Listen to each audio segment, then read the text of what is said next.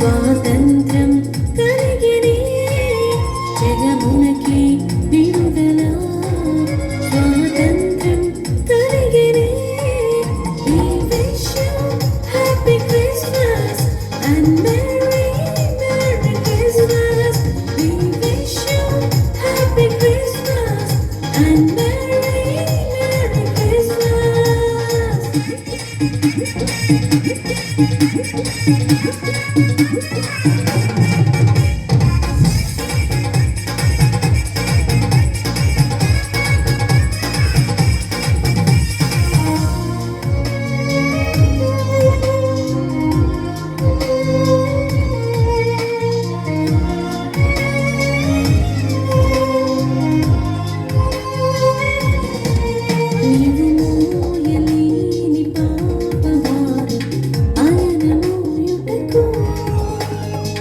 శాపమంత తీసివేసి శాంతి నొసగుటకు నీవు మోయలేని పాపభారం ఆయన మోయుటకు శాపమంత తీసివేసి శాంతి నొసగుటకు నెమ్మది లేని నీ బ్రతుకుకు నెమ్మది నిచ్చుటకు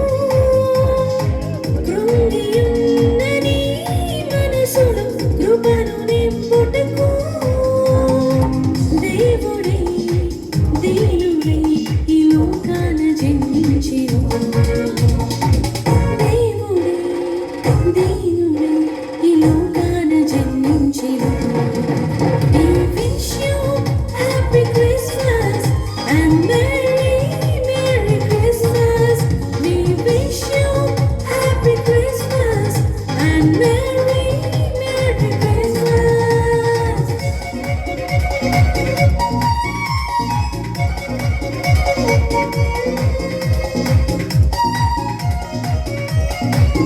నీ మనస్సులోని లోక బ్రతుకు తీసివేయమా యేసు నీలో జన్మిస్తే అదే నిజమైన క్రిస్మస్ నీ మనస్సులోని లోక బ్రతుకు తీసివేయమా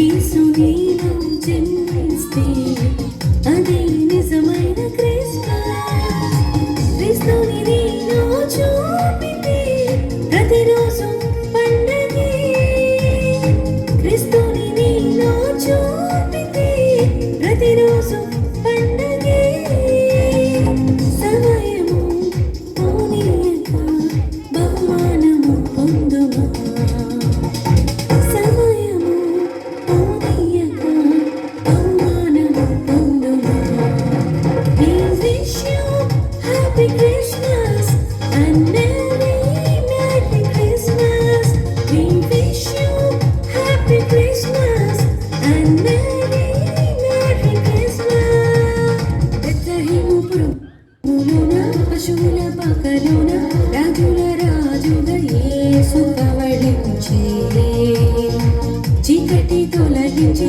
పాపము పరద్రోలే ప్రేమ స్వరూపుడై ప్రభువే జన్మించే జగమునకి విడుదల స్వాతంత్రం కలిగినే జగమునకి విడుదల స్వాతంత్రం కలిగినే We wish you happy Christmas and merry Christmas We wish you happy Christmas and merry Christmas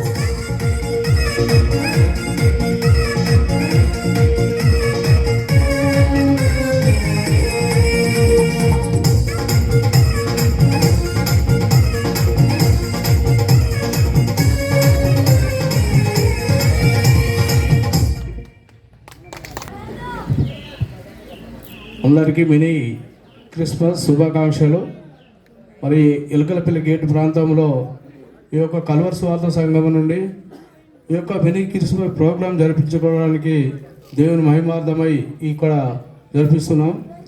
మరి ఈ యొక్క పిల్లలు చేసినటువంటి మరి క్రిస్మస్ మరి దేవుడు మరి ఏ రకంగానైతే ఇక్కడికి మరి లోకంకి వచ్చినటువంటి మరి ఆ యొక్క కార్యక్రమం చూపెట్టినందుకు మరి వారికి మరి ఎంకరేజ్ చేసి అది చేసిన మరి టీచర్ మరి కూడా మరి దేవుని తరపున శుభాకాంక్షలు. ఇప్పుడు ప్రార్థన చేసుకుందాం. పరిశుద్ధమైన ప్రేమాన్న మా తండ్రి, జీవమాల దేవ, కృపామయుడ, సర్వోన్నతుడ, సర్వాధికారుడు నా ప్రభువుని స్తోత్రాలు చెల్లిస్తున్నాను తండ్రి. అయ్యా మీరు గొప్ప దేవుడు నా ప్రభు మా తండ్రి, భూమిని ఆకాశమును తండ్రి సర్వను సృష్టించిన నా తండ్రిని స్తోత్రాలు చెల్లిస్తున్నాను దేవా. అయ్యా ప్రభు మా తండ్రి, లోకానికి అయ్యా ఒక లోక రక్షకుడు అయిన తండ్రి, ఈ లోకానికి భూమి మీదకి ప్రభా రక్షకుడు వచ్చిన నా ప్రభుని స్తోత్రాలు చెల్లిస్తున్నాను దేవా నా తండ్రి. అయ్యా నా పాపముల కొరకు, మా పాపముల కొరకు అయ్యా మరి పల్లె శిలువలో తండ్రి పరిహారపై తండ్రి నాయన అయ్యా నీ రక్తాన్ని ప్రభా దారులుగా చిందించిన ప్రభుని స్తోత్రాలు చెల్లిస్తున్నాను దేవా నా తండ్రి. అయా ప్రభు మా తండ్రి నాయన మీరు గొప్ప దేవుడు నా ప్రభుని స్తోత్రాలు చెల్లిస్తున్నాం తండ్రి. ఎవరు పాపంతో మరణించిన నీకు ఇష్టం లేదు తండ్రి. అయా అనేకుల కొరకు నా తండ్రి పాపముల నిమిత్తము నా తండ్రి అయా మరి భూలోకములలో తండ్రి మీరు సూచి తండ్రి అయా మీరు జన్మించినందుకు నీకే వందన స్తోత్రాలు చెల్లిస్తున్నాను దేవా నా తండ్రి. అనేకులకు నా తండ్రి అయా మీ తండ్రి నీ కృప మీకు మాకు అనుగ్రహించినందుకు నీ స్తోత్రాలు చెల్లిస్తున్నాను దేవా. అయా మరి ఇంకా తండ్రి అనేకులను ప్రభా అయా మీ రక్షణ నిమిత్తము తండ్రి మీ రక్షణలోకి వచ్చే విధముగా నా తండ్రి వారి యొక్క హృదయాలను కూడా మీరు తెరిపించిన ప్రభు స్తోత్రాలు చెల్లిస్తున్నాను దేవా. అయా తండ్రి నీకు గొప్ప దేవుడు నా ప్రభు నీకు వందన స్తోత్రాలు తండ్రి. అయా ప్రభు ఇప్పుడు జరుగుతున్నటువంటి అయా నా తండ్రి యొక్క మినీ క్రిస్మస్ కార్యక్రమం తండ్రి అయా ఆది నుండి మొదలుకొని తండ్రి చివరి వరకు నా తండ్రి మీరుండి ఈ యొక్క కార్యక్రమం జరిపిస్తున్నా తండ్రి. అయా ఎలాంటి చలి ఉండకుండా, ఎలాంటి సాతాను శోధన ఉండకుండా నా తండ్రి కృప చూపు అయా తండ్రి యొక్క కార్యక్రమం అంతటా మీ తండ్రి అయా మాకు అందరికీ నీ కృప అనుగ్రహించి దీవించమని మా ప్రభు అయిన ప్రియ కుమారుడైన యేసు ప్రభు నామమున ప్రార్థించి వేడుకుంటున్నాను తండ్రి, ఆమేన్. ప్రార్థించిన స్వామి గారికి ప్రత్యేకమైన వందనాలు తెలియజేస్తా ఉన్నా.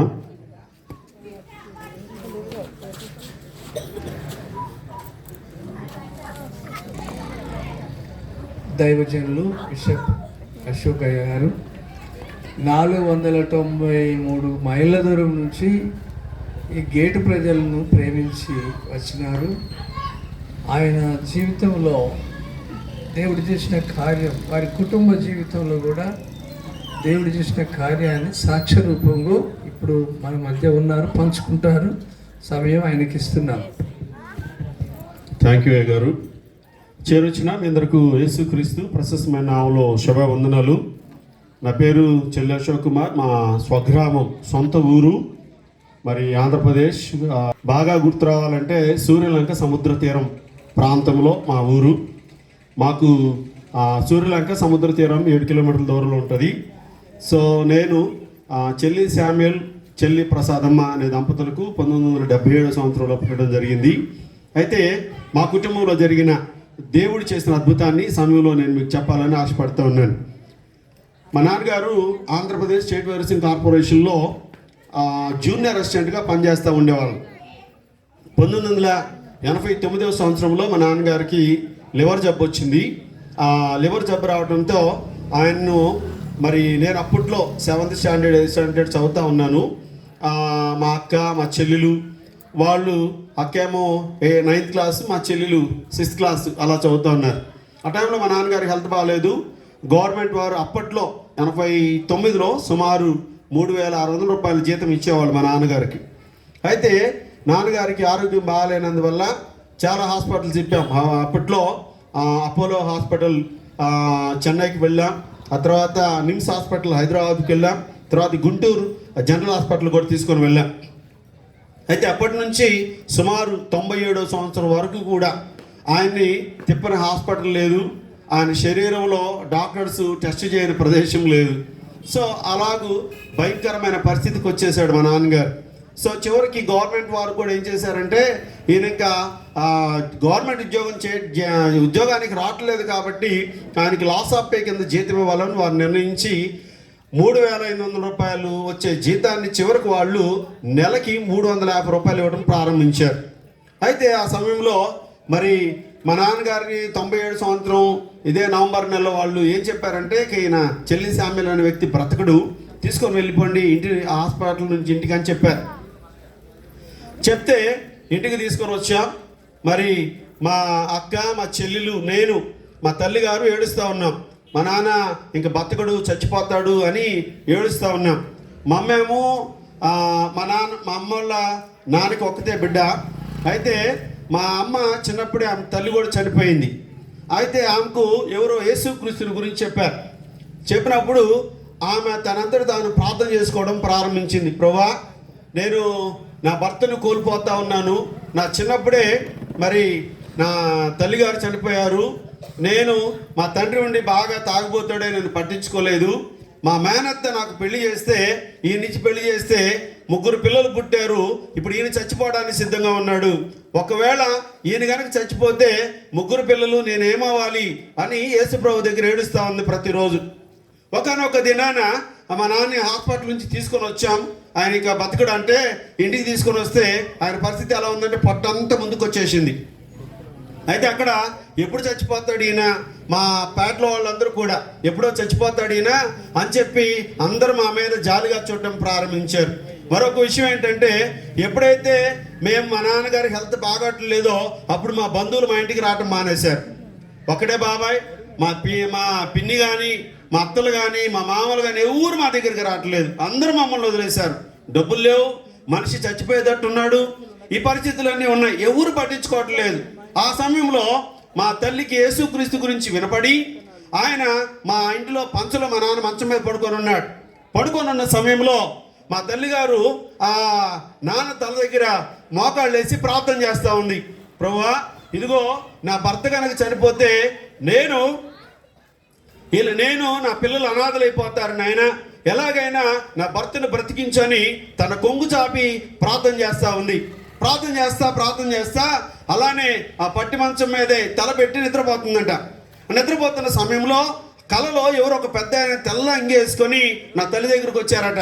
వచ్చి, ఎందుకమ్మా నువ్వు ఏడుస్తున్నావు, ఎంతగా ఏడుస్తున్నావు, ఎంతగా బాధపడుతున్నావు ఏంటి అని అడిగితే అప్పుడు మా అమ్మ ఇలా చెప్పిందంట ఆయనకి, అయ్యా, నా చిన్నప్పుడే నా తల్లి పోయింది, ఇదిగో నా తండ్రి నుండి లేనివాడయ్యాడు, ఇదిగో మా మేనత్త ఇలా పెళ్లి చేసి నేను చేసుకున్నాను, నాకు ఇదిగో 2 బిడ్డలో కొడుకున్నారు, ఇలా ఉంది, నా భర్త చనిపోయేటట్టున్నాడు, మరి ఉన్న పిల్లలు నేను ఏమి దిక్కుదోచని పరిస్థితిలో ఉన్నాము, నా బంధువులు కానీ మా స్నేహితులు కానీ ఎవరు మా ఇంటికి రావట్లేదయ్యా, ఇలా ఉన్నానని ఇంకా ఆ కల్లో కూడా ఏడుస్తుందట.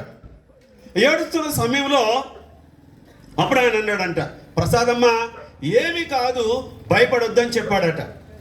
చెప్పి ఆయన అంతర్ధానం అయిపోయాడు. అప్పుడు మా నాన్న మమ్మల్ని తలదట్టి, మీరు నమ్మండి, 3 నెలలు ఆయనకి అన్నపానాలు సరిగా లేవు, డాక్టర్స్ సలైన్స్ ఇవన్నీ ఇంజక్షన్స్ ఇవ్వడం తప్ప నుంచి అన్నపానాలు సరిగా లేవు, పట్టు ఉబ్బుతుందని. ఇక ఆ మమ్మల్ని లేపి, అమ్మ నాకు అన్నం పెట్టు అని చెప్పాడట. గట్టి చప్పట్లు కొడదామా, దేవునికి స్తోత్రం. అన్నం పెట్టు అని అడిగితే ఏందయ్య అంటే నాకు ఆకలి అవుతుంది, అన్నం పెట్టమన్నాడు. కొంచెం ఫీడ్ ఇచ్చారు. అలాగా కొంచెం ఫీడ్ ఇస్తుంటే అలా అది తింటూ, మీరు నమ్ముతారో నమ్మరో, 97వ సంవత్సరం నవంబర్ నెలలో చచ్చిపోతాడు అనుకున్న వ్యక్తి ఇప్పటికీ బతికే ఉన్నాడు. దేవునికి స్తోత్రం. మరి మా అక్క పెళ్లి చూస్తాడో లేదో అనుకున్నాం. మా అక్కకు పెళ్ళయింది, 3 బిడ్డలు ఆమెకు. మా చెల్లెలి పెళ్ళిళ్ళు చూస్తాడో లేదో అనుకున్నాం. మా చెల్లెలికి పెళ్ళయింది, ఆమెకి 2 పిల్లలు. మరి నా పెళ్లి చూస్తాడో లేదో అనుకున్నాం. నాకు పెళ్ళైంది, నాకు ఒక కొడుకు. చివరికి ఏంటంటే మా నాన్న ముది మనవను కూడా చూశాడు. దేవునికి స్తోత్రం. ఎందుకు ఈ విషయం చెప్తున్నానంటే, యేసు ప్రభు పాదాలు పట్టుకుంది మమ్మ, అంతే. బంధువులు స్నేహితులు ఆదరిస్తారని చూడలేదు. యేసు ప్రభు పాదాలు పట్టుకుంది. మీరు నమ్మండి, ఈ రోజుకి ఒక్క మందు కూడా లేదు మా నాన్నకి, ఇంకా బతికే ఉన్నాడు. మీకు తెలుసా, రోజు దేవుని పాటలు పాడతాడు, ప్రభువుని స్తుతిస్తాడు. మీకు కావాలంటే ఎవరైనా మీటింగ్ అయిపోయిన తర్వాత దాన్ని పర్సనల్గా వచ్చి కలవండి, నేను నా వీడియో కాల్ చేసి మా నాన్న చూపిస్తాను నా ఫోన్లో. సో ఈ దేవుణ్ణి నమ్మితే, నేను చెప్పమనుకున్న సత్యం ఏంటంటే, ఈ దేవుణ్ణి నమ్మితే ఈ దేవుడు ఎవరి జీవితంలోనే అద్భుతం చేస్తాడు. వీళ్ళు కుంటోళ్ళ లేకపోతే వీరు వేరే మతస్థుల అనేది ఏమీ లేదు. ఎవరు నమ్మినా, ఎవరి జీవితంలోనైనా ఈ దేవుడు అద్భుతం చేయడానికి సిద్ధంగా ఉన్నాడు. అయితే మనము చేయవలసిన పని ఏంటంటే, మనము చేయవలసిన పని ఏంటంటే, ఈ దేవుడికి డబ్బులు ఇవ్వాల్సిన పని లేదు, ఈ దేవుడికి నీ అందచందాలు అవసరం లేదు, ఈ దేవుడికి నీ బట్టలు అవసరం లేదు, ఈ దేవుడికి నీ ఆస్తిపాస్తులు ఏమీ అవసరం లేదు. ఈ దేవుడికి కావాల్సింది ఏంటంటే నీ హృదయం మాత్రమే. ఈయన ఎలా వస్తాడు నీ దగ్గరికి అంటే నువ్వు చేయవలసిన పని ఏంటంటే ఏమీ ఇవ్వకుండానే యేసు ప్రభువా నా హృదయంలోకి రా అంటే నీ హృదయంలోకి వచ్చేస్తాడు అంతే. అంత గొప్ప దేవుడు ఈ దేవుడు. ఇంకెంత గొప్ప దేవుడు తెలుసా? ఏమండి, చాలామంది మేము గొప్ప కార్యాలు చేస్తున్నాము, పుణ్యకార్యాలు చేస్తున్నామని చాలామంది అనుకుంటూ ఉంటారు. నేను ఒక మాట చెప్తాను మీకు అర్థం అవడానికి. మీరు ఇంట్లో పాలు కాస్తారా? పాలు కాసిన తర్వాత కాచిన పాలలో ఒక ఉప్పు వెలికేయండి, పాలన్నీ ఏమవుతాయి? మొత్తం పగిలిపోతాయి. మీరు చేసే మంచి పనులన్నీ ఆ పాలు అనుకోండి. ఒక్క ఉప్పు పలుకు మీ చేసిన పొరపాటు అయితే మీరు చేసిన మంచి పనులన్నీ పాలాగా పగిలిపోతాయి. కాబట్టి దేవుడు ఏం చెప్తున్నాడంటే నువ్వు నా దగ్గరకు వస్తే, నువ్వు నన్ను నీ హృదయంలోకి ఆహ్వానిస్తే నేను చేసే పని ఏందో తెలుసా? తూర్పుకి పడమటికి ఎంత దూరమో అంత దూరం ప్రతి ఒక్కరి పాపాన్ని విసిరేస్తానన్నాడు దేవుడు. అయితే చేయవలసిన పని యేసుక్రీస్తుని నిజ రక్షకుడిగా అంగీకరించి నీ హృదయంలోకి ఆహ్వానించగలిగితే నా తండ్రి జీవితంలో చేసిన మేలు మీ జీవితాల్లో చేయడానికి ఈ దేవుడు సిద్ధంగా ఉన్నాడు. నువ్వెవరు ఆయన? ఒకవేళ కష్టంలో ఉన్నావా, నష్టంలో ఉన్నావా, అప్పుల్లో ఉన్నావా, బాధల్లో ఉన్నావా, ఇబ్బందుల్లో ఉన్నావా, కష్టాలలో ఉన్నావా, కన్నీటితో మగ్గిపోతున్నావా, ఎందుకులే బ్రతుకని చచ్చిపోవాలని అనుకుంటున్నావా? ఈ రాత్రి నేను ప్రకటిస్తున్న ఈ యేసే దగ్గర నువ్వు వస్తే ఈ దేవుడు ప్రతి ఒక్కరి జీవితాన్ని మార్చడానికి సిద్ధంగా ఉన్నాడు. అందుకే ఈ దేవుడు ఎంత గొప్ప దేవుడు తెలుసా? ప్రకటన గ్రంథం 3వ అధ్యాయం 27వ వచనంలో ఇదిగో నేను మీ హృదయాన్ని తలుపు వద్ద నిలబడి ఉన్నా, ఎవరైతే ఇదిగో నా స్వరం విని తలుపు తీస్తారో వారితో కూడా నాతో కూడా వారిని కలిసి భోజనం చేస్తానన్నాడు దేవుడు. ప్రతి ఒక్కరితో భోజనం చేయడానికి సిద్ధంగా ఉన్నాడు దేవుడు. అయితే చేయవలసిన పని యేసు ప్రభువా నా హృదయంలోకి రా అంటే దేవుడు నీ హృదయంలోకి వస్తాడు, నీ పాపాలన్నిటినీ క్షమిస్తాడు, నిన్ను పరిపూర్ణమైనటువంటి పరిశుద్ధుడిగా తీర్చిదిద్దడానికి ఈ దేవుడు సిద్ధంగా ఉన్నాడు. దేవుడి కొద్ది మాట మనకిల్లో దీవించునుగాక. మన మధ్యలో దేవుని సేవకులు దయాకర్ గారు వచ్చి ప్రార్థన చేస్తారు.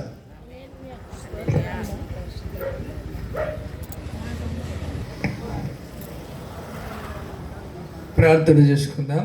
అందరూ కళ్ళు మూసుకొని తలలు వంచుదాం. పరిశుద్ధమైన ప్రేమగల తండ్రి, పరలోకమందున్న యేసయ్యా మీకు వందనాలు, స్తుతులు, స్తోత్రం చెల్లిస్తున్నామయ్యా. ఎవరు నశించిపోవడం ఇష్టం లేక 2025 సంవత్సరాల క్రితం ఈ లోకంలోనికి వచ్చారయ్యా. మీరు వచ్చి నశించిన దాన్ని వెతికి రక్షించి పాపులను రక్షించుట క్రీస్తు యేసు లోకంలోకి వచ్చారయ్యా. అయ్యా, ఈ లోకంలో 200 దేశాల్లో ఏ కులము, జాతి, భేదం ఏమి లేకుండా ఎవరైతే తండ్రి పాపంలో ఉన్నారో, శాపంలో ఉన్నారో వారందరినీ విడిపిస్తూ అయ్యా నిత్య జీవానికి వారసులుగా చేసినాం. అందులో ఆ దైవజనులు బిషపయ్య గారి తల్లిదండ్రులు, కుటుంబం అంతా ఎలా పతనమైపోయినారు అయ్యా. ఎలాగ ప్రభువా మీరు చీకట్లో ఉన్న వారిని వెలుగులోనికి పిలిచి ఈరోజు వెలిగించి మీ సాక్షిగా నిలబడ్డారో, ఇంతమందిలో దైవజనులు నిలిచిండి మీ సాక్ష్యం చెప్పారు. విన్న బిడ్డల్లో మీ కార్యం చేయండి తండ్రి. ఎవరైనా నేను కష్టాల్లో నష్టాల్లో ఉన్నారంటే సార్ను, అమ్మగారిని, అయ్యవారిని విడిపించిన దేవుడు ఈ దినం వారికి కూడా విడుదల దయచేస్తే వారిని నమ్ముచు ఈ సాక్ష్యాన్ని దీవించమని ప్రభువైన యేసయ్య నామమున వేడుకుంటున్నాం తండ్రి. Amen. Praise the lord. Hallelujah.